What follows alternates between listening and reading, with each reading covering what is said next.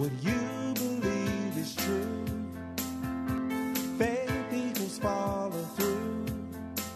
There's a turning point for you. Your change is near. Welcome back. Your change. I'm Marshall Sylver. You're listening to the Marshall Sylver Show on the Get Rich Radio Network. Thank you for being here. It is great to be home. I just came, as you know, if you were listening in hour one, from the beach house in San Diego, right on the ocean. Beautiful down there in San Diego all week long. It's been stunning. And I'm back in Las Vegas right now at Prosperity Palace for a number of meetings. Plus, we've got a First Million seminar going on this weekend at the JW Marriott. If you are coming, I'm excited. Going to be a great event. I am fired up. Got a lot of new material for you. If you've attended the event before and you haven't yet registered, you should come back. We've got new stuff. I am going to be very specifically focused on what can be done now, right in this moment, to create great wealth in your life. And the things that you've got to be focused on, otherwise you're going to be left in the dust. There is so much happening economically on a world level that you should be both frightened about, concerned about, and also excited about, because for every single horrible thing going on in the world, there are some greater and better opportunities available to you in equal measure. In equal measure, and that's the thing a lot of people miss. You know, right now, as there is a massive shift of wealth, the middle class is being depleted, and it's being depleted by the government, taxing at a higher level. Obama seems to think that the smartest way to help our government out of the fix it got itself in, by the way, I didn't get it there, is to tax wealthy people at a higher level. Now, is that insane or not? Again, apparently we don't have any business people in office anymore. They don't realize where money needs to go to multiply, and instead the answer is, without a doubt, currently, what's in it for me as far as the government's concerned? Rather than giving people welfare, rather than giving them assistance programs that give them something for nothing, rather than get rid of any of those programs that all of us, me, you, everybody, we pay for. If your buddy stays on unemployment 1 week longer than they could have if they just went out and got a job, guess what? You're paying for it. Be angry. If somebody is seeking government grants rather than seeking to go out and make money and fund their own business, be angry. It's your money they're spending.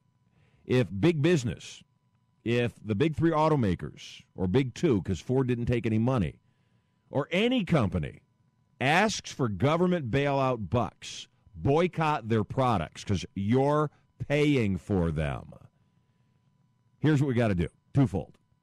And then maybe I'm preaching right now because it was a long drive today. It was about 5.5 hours, and usually it's 4 hours, just traffic and whatnot. Here's what's got to happen. Number one, we can no longer tolerate our government, not accept, in all phases of government, state and federal, we can no longer tolerate our government thinking the plan for funding their business, not mine, I could do with a lot less intervention. And so could you. You don't need it. It's kind of like you have spyware on your computer, minor maliceware. You contact a company that helps take care of spyware, and they say, well, yeah, give us your IP. We'll do a little search on your computer. They come back and tell you, oh, my God, you've got all of this stuff on your computer, which you might not have had. You say, hey, you know what? It's okay. I don't think it's as bad as you're making it. Well, what you don't know is they planted more spyware on your computer to mess with you, so you'd need them worse. That's government. What we've got to do is we've got to insist on two major resets.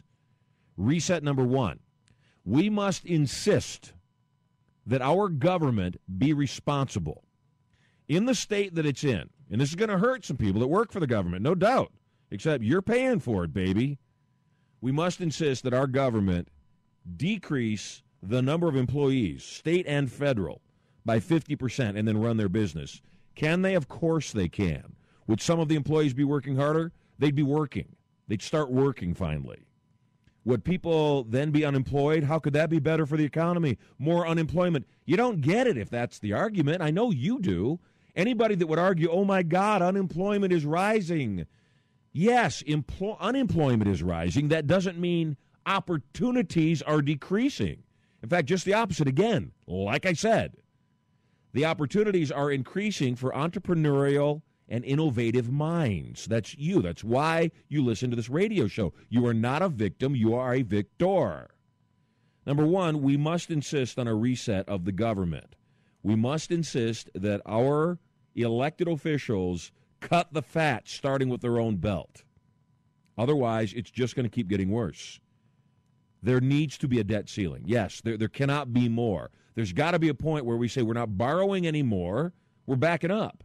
Because if we continue to borrow, as any business that continues to borrow, without getting its house in order, there is a time, inevitable time, the whole thing collapses.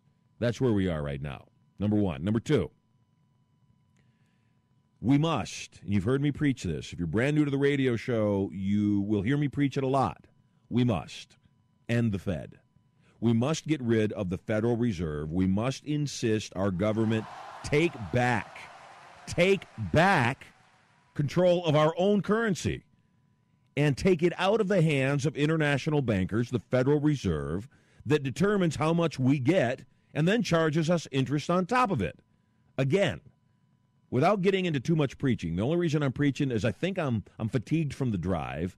It's been on my mind. I'm frustrated as all get out that more people aren't on notice right now. Get off your butt, get busy. It's nobody's fault you're broke but you. And it's nobody's claim to fame except your own when things are going your way. Do not give away credit. Take responsibility and take credit, I'm saying. We must end the Federal Reserve, the international bankers that dictate the economy of our country. They've got no place, no right doing it. It is only being done for their own benefit and profit. You don't win. I say you have more than enough insight and intelligence to make your own financial decisions. And Ben Bernanke doesn't need to tell you what the interest rates need to be to control the economy. It is time we moved to a free and open economy, which can only happen when we eliminate and end the Fed. It means a reset.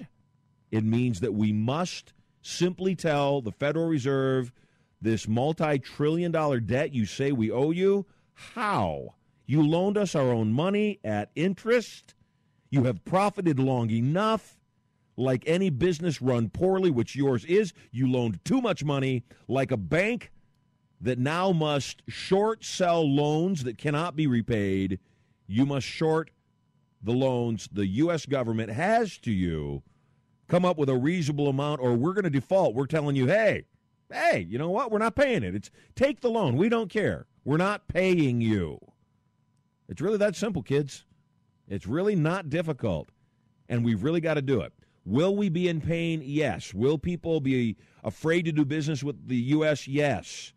You might not have heard, China, the sleeping tiger, as they've been calling it, has revealed they have a substantially greater amount of debt than they had previously revealed over the past few months. Well, everybody was thinking the Chinese currency and the Chinese economy was going to overtake the U.S. economy. It's not going to happen, baby. Here's why it's not going to happen. For the same reason we're in trouble. You cannot run a semi-socialistic government and economy and expect capitalistic results. Capitalism is king because of competition. You must compete. Here I am competing on a daily basis for your attention, your time, and your heart. How? By bribing you with great guests and $1,000 cash. Dr. Michael Duckett coming up, teaching you the 12 things wealthy people teach their kids, in addition to what I'm teaching you now. I'm Marshall Sylver. Short break. We'll be right back. You are totally loved. Stay tuned.